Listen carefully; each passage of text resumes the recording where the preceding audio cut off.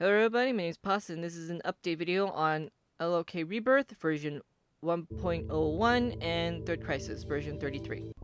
Alright, so let's talk about LOK Rebirth. Now to make a correction from my original review, the game is just called LOK Rebirth now. It's still initials, but hey, I guess that's how it is.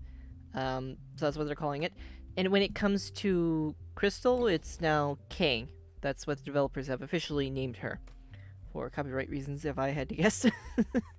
um, but yeah, you can still name her whatever you want. So to me, it's still Crystal. You can name her Blue Booty Vixen if you want. And can someone please do that? In all seriousness, please do that because I would love to see the dialogue with just that whole thing as her name.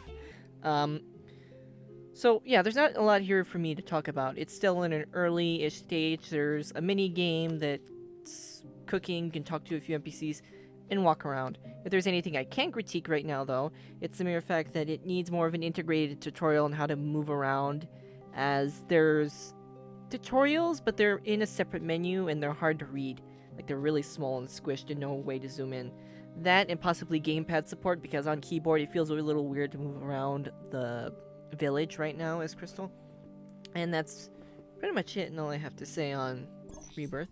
Alright, so Third Crisis version 33. Now, since my initial review, there's been a lot added, and if I went over everything, I'd just be reading the development log, and we'd be here for an entire whole video just for that. And most of it is lewd content, which I can't really talk about on YouTube, so oh well. When it comes to the story and that content, I'll just say it's good. I still think you should go check it out. I do like where the story's going so far. I do still feel in my mind that it's predictable, but it's not bad, if that's a way to put it. Now, if there is one thing I do want to take the time here to talk about that is lagging behind everything else, it's the combat. One of the biggest signs of this early on, which I noticed when I first played the game, where I thought, oh, they might fix that later on, was the fact that in the intro you can hover over enemies and it shows you their attack radius. If you move into it or if they move, you're going to get hit. Now, after the intro, never are you able to do that again. There's the fact that they're adding a whole bunch of outfits, but none of them are really stat specific. They're just eye candy or just if you want a nice looking costume. They don't help you in combat with any specific stats. There's only about, in my mind, I think Jenna has 4 that do anything really in terms of changing your stats to help with combat. There's no new weapons that have been added. Their stats haven't been increased to deal with more enemies.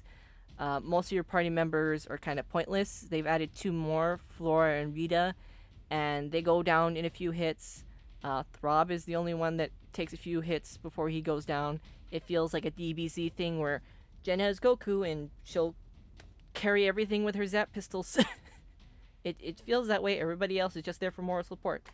So that's the biggest thing with combat. It has not been improved, and there are mechanics around it. The mere fact that you can buy health kits and equip them for Jenna, and you can use them in battle or afterwards, but you can't equip them or use them for any other party members.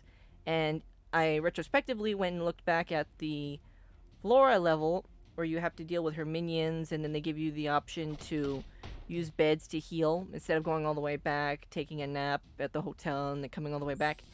That kind of artificially, if not intentionally, I don't believe it was intentional, but it makes it harder in a way. And then for those who want to do a no perversion playthrough, that makes it annoyingly harder. So that's pretty much all I have to say on combat. It just needs to be taken just a little bit of time to be improved. I'm not demanding it, but eh.